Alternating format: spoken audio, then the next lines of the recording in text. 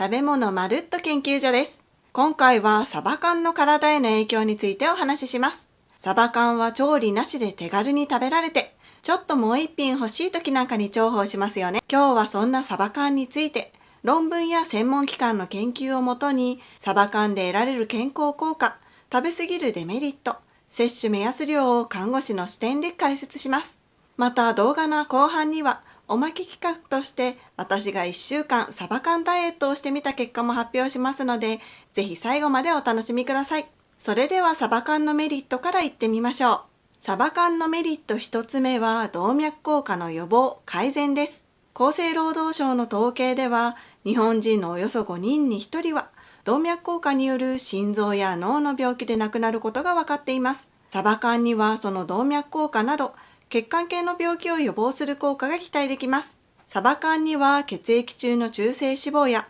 悪玉コレステロールを減らして善玉コレステロールを増やす EPA と DHA というオメガ3脂肪酸が豊富に含まれています。これらの脂肪酸は動脈硬化の原因になる炎症を抑制したり、血圧を下げてくれたり、血液の流れをスムーズにしてくれるので、動脈硬化のリスクを減らすことができるんですね。また EPA と DHA は相乗効果があるので、両方をバランスよく摂ることができるサバ缶は最適です。そして生のサバだと時間の経過とともにオメガ3脂肪酸が酸化して減少してしまいますが、サバ缶であればサバを水揚げしてすぐに空気を抜いて密封しているので、酸化に必要な酸素が少なくてオメガ3脂肪酸が減りにくいんです。スペインのコルドバ大学の研究者たちが様々な文献を分析したレビューでも、海洋性オメガ3を少なくとも6ヶ月間投与すると、心臓や血管に関連する疾患を 10%、心臓死を 9%、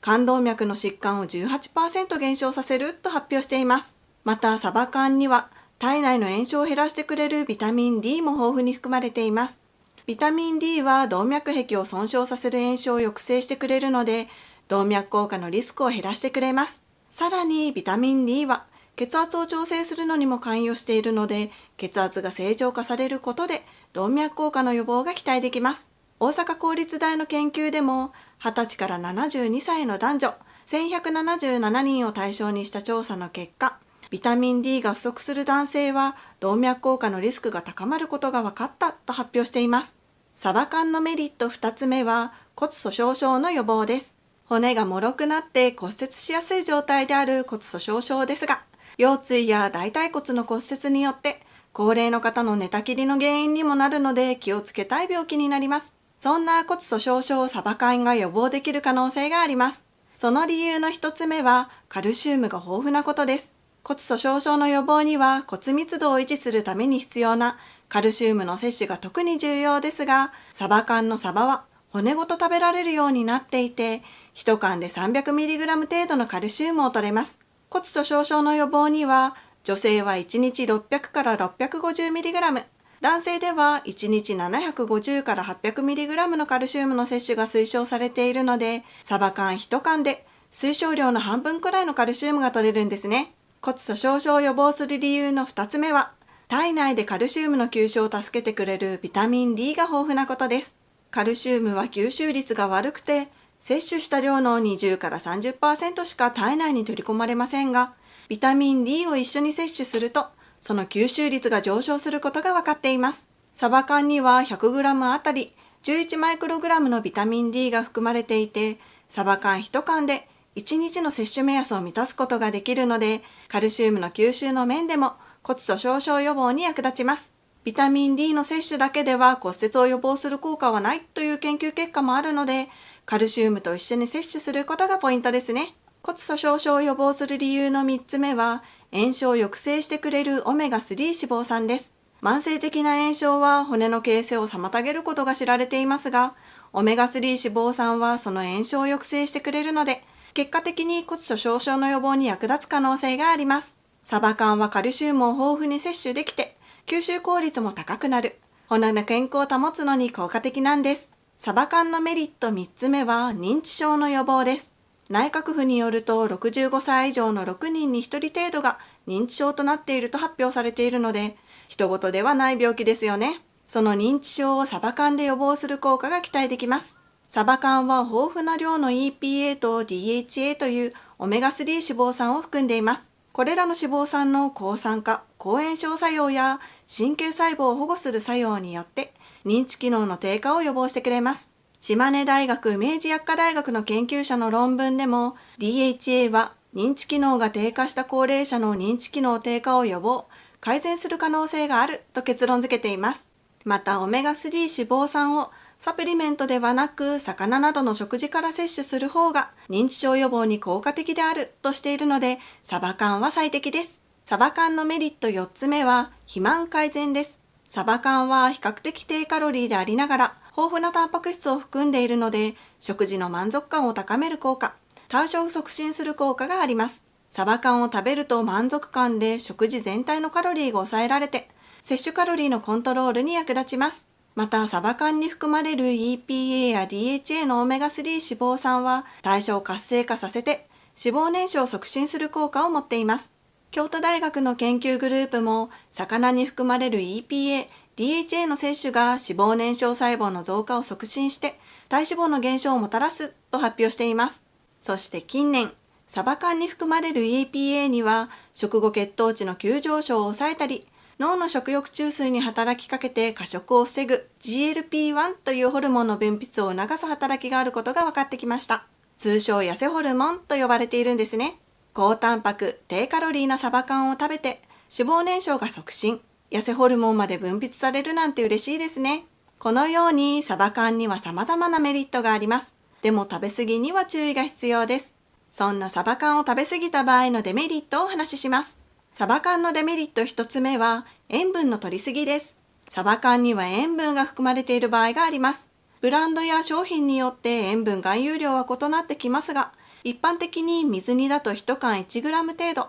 味噌煮だと 2g 程度の食塩が含まれています。他の食事でも塩分は摂取することを考えると、サバ缶を1日に何個も食べると、1日の摂取目安を軽く超えてしまいます。また他の食品との組み合わせや食事全体の塩分バランスを考慮する必要がありますね。過剰な塩分摂取は高血圧や心血管疾患のリスクが高まる可能性があります。なるべく食塩が少ない水煮のものを使用するなど工夫していくといいですね。サバ缶のデメリット2つ目は水銀が怖いです。サバは水銀を含む魚の一つです。適量食べる分には気にする必要はありませんが、過剰に摂取することによって水銀の蓄積が生じる場合があります。妊娠中や授乳中の女性、小さなお子さんは長期間にわたって高濃度の水銀を摂取すると神経系や発育に悪影響を及ぼす可能性があるので、食べ過ぎには注意が必要です。このようにどんなに体にいい食材でも食べ過ぎるとデメリットがあります。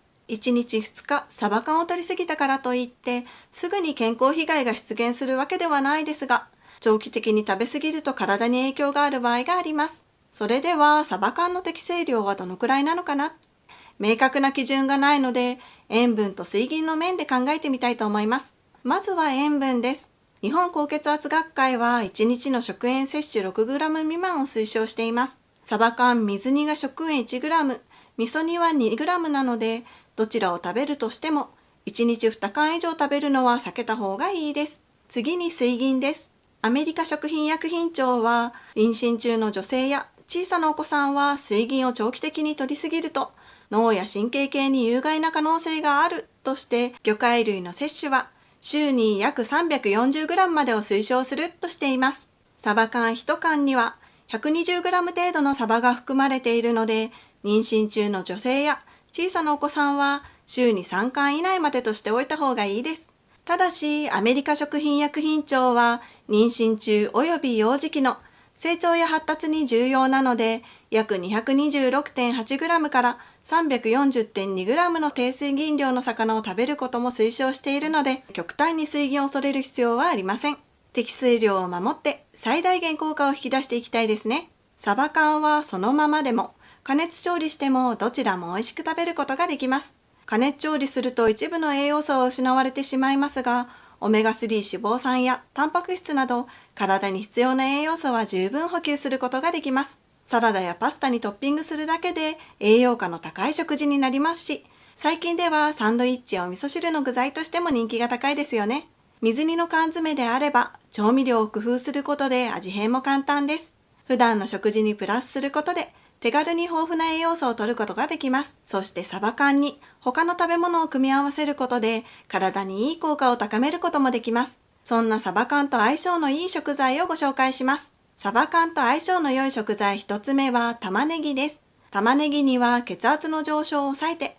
高血圧を抑制する効果があるケルセチンが含まれています。ケルセチンは体内の活性酸素を除去する抗酸化作用も持っているので血管の健康を促進します。サバ缶も血管の健康をサポートしてくれる栄養素が豊富なので玉ねぎとサバ缶両方が力を合わせて血管系の疾患を予防してくれます。レシピも簡単で薄切り玉ねぎにサバ缶を乗せてポン酢をかけるだけ。レモンやキムチを合わせても美味しいです。サバ缶と相性の良い食材2つ目はキャベツです。サバ缶とキャベツの組み合わせはダイエットに最適です。キャベツは小腸での栄養素の吸収を緩やかにして食後血糖値の急上昇を抑えてくれます。そして噛み応えのあるキャベツをよく噛むことで満腹中枢が刺激されるので食べ過ぎを防ぐ効果もあります。またキャベツはビタミン C も豊富です。ビタミン C は抗酸化作用や美容効果のほか筋肉の維持や代謝アップもしてくれます。一方サバ缶に含まれる DHA や EPA という不飽和脂肪酸は血液をサラサラにして血流を改善、代謝アップ効果が期待できます。キャベツが血糖値や食べ過ぎのコントロールをしてくれて、サバ缶によって代謝が上がることで痩せ体質になることが期待できるんですね。レシピは生のキャベツにサバ缶をドレッシング代わりに汁ごとかけて食べるだけでもいいですし、塩もみしたキャベツとほぐしたサバ缶をサンドイッチにするサバサンドも美味しいです。腹持ちがいいので間食を防ぐこともできますね。サバ缶と相性のいい食材3つ目は豆腐です。サバ缶と豆腐を組み合わせると骨が丈夫になる効果やダイエット効果が期待できます。サバ缶も豆腐もどちらもタンパク質とカルシウムを豊富に含んでいるので、これが骨粗鬆症予防になるんです。また豆腐に含まれるイソフラボンは体内で女性ホルモンと似たような働きをして骨密度の低下を防いでくれます。丈夫な骨作りに最適ですね。そしてなんと豆腐とサバ缶の組み合わせはダイエットにもいいんです。豆腐は低カロリーで高タンパク、そこに痩せホルモンである GLP-1 の分泌を増やすサバ缶を組み合わせれば脂肪燃焼効果がアップします。腹持ちもいいので食べ過ぎも防ぎます。豆腐にサバ缶を合わせてポン酢などの調味料をかけるだけで食べられるので手軽です。最後におまけ企画、サバ缶ダイエットの結果を発表します。実験は私と男性の協力者1名で毎日サバ水に1缶 120g を食べる。特にその他の食事は意識して制限しない。1週間毎日続ける。これで体重がどう変化するのかを調べてみました。その結果は私も協力者の男性も体重は全く増減なしでした。1週間試してみた感想は毎日サバ缶は少し飽きました。なので私は多くても週に2、3回くらい食べるのがいいと思います。また短い期間でサバ缶だけでダイエットはちょっと難しいので他の食べ物とうまく組み合わせて数ヶ月試していくとダイエット効果が出るかもしれません。今回はサバ缶のメリットなど体に与える影響についてお話ししました。何事も適切な量の摂取とバランスが大切です。美味しいサバ缶を適切な量食べて健康な体を作っていきたいですね。また特定の疾患がある方は医師の指示のもと摂取するようにしてください。あなたが健康な毎日を送れるよう願っています。このチャンネルでは食べ物の体へのメリットを中心に役立つ情報を定期的に発信していますので見逃さないようぜひチャンネル登録もよろしくお願いします。ご視聴ありがとうございました。